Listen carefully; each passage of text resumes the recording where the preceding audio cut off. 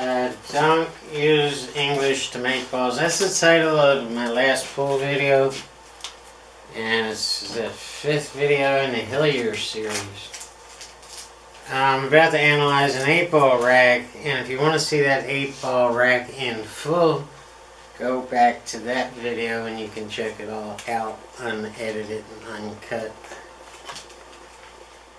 And I'm playing a guy I've known, we've known of each other for a good 35 years.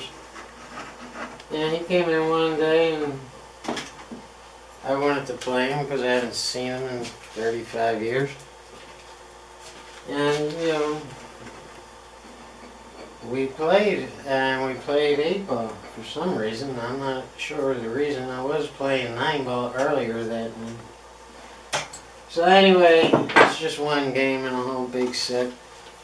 And he breaks and gets, I think he makes a solid and a strike, but he chooses solids and he shoots his first ball and he makes it, but he gets himself kind of stuck and he goes to shoot at the one ball which is hanging in the corner. And he missed it, but he didn't foul. I don't have a ball in hand. So we're picking it up where I come to the table here. And listen guys, I know, I'm well aware that I'm way behind in comments. I read everybody's comment, but I get tired. I have a lot of stuff going on in my life, and I get real busy sometimes. And it's hard to get to. I'm not ignoring anybody, and I will reply to every single comment on my page as long as it's not rude and mean and abusive.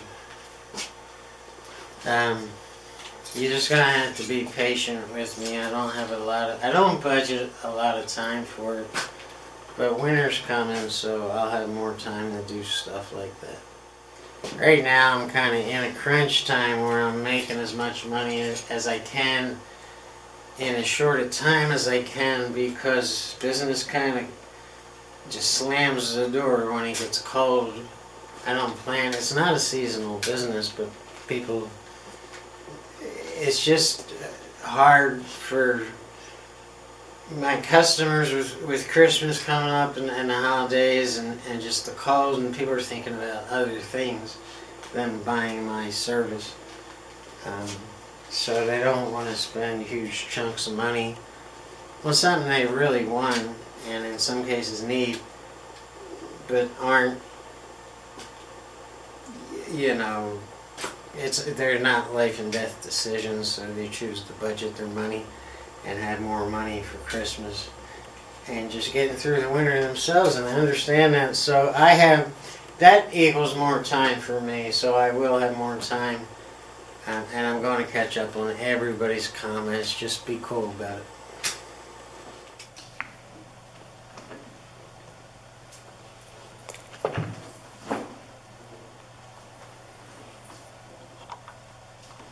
When your mind is geared to 100% offense and safety being a rare occasion in your life, the first thing you learn to do is find the problems on the table, and there's 2 obvious problems on this table, maybe 3. And one of the worst things you can do is wait till the last minute to take care of these problems. You don't want to get down to one last ball and these 2 treble balls before you take care of it. But I don't see any legitimate good way to break either of those balls out. So I have to start the game, and I need to hit a stop shot there, which I do.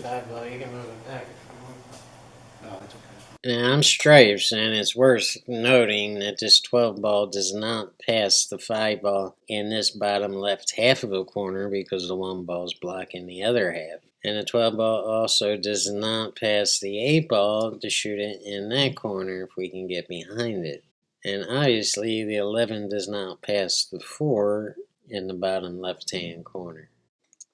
On this 15 ball shot in the side, I'm trying to get the 10 in a position and the cue ball in a position to do something with that 11 ball. and perhaps the 12 too.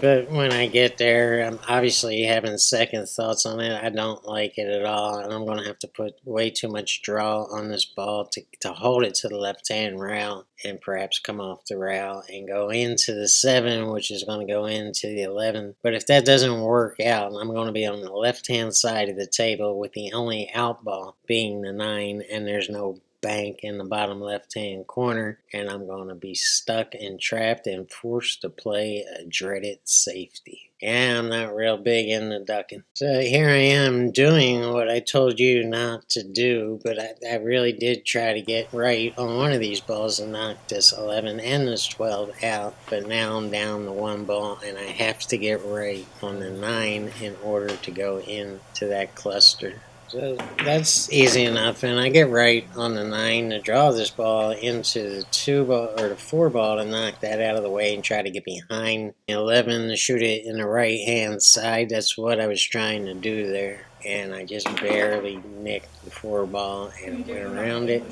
And this is all I have left. But, most guys, it's really hard to play safe when your opponent's got all these balls to fire at. He's got 4 left on the table to shoot at, and it's just not in my vocabulary. It's not my brain capacity. I'm too stupid to play safe, so I'm still going all offense. And I see the camera, seeing it and doing it right are two different things. But this time I did it right. Off to 12 in the corner. Ooh, that was nice. And this game is not over. I do have an angle on this 12 ball here, and I could put top on it and perhaps a little bit of right hand English to come off the rail and get on the left side, this side of the 8 ball. But, I can control the draw shot better than I can control top on the ball. So I'm choosing to draw it, and I'm lining it up, and it's okay if I get a bit of an angle here and go a little bit long. I can still make this 8 ball, although I almost missed the 8 ball. I kind of rattled it, actually kind of freaked out about rattling it, but yeah, I got through the game. It was a tough rack, and we all just live and learn, man. Every day I'm learning something new on the pool table, and that's what it's all about. And here's the rack we're going to analyze in the next video.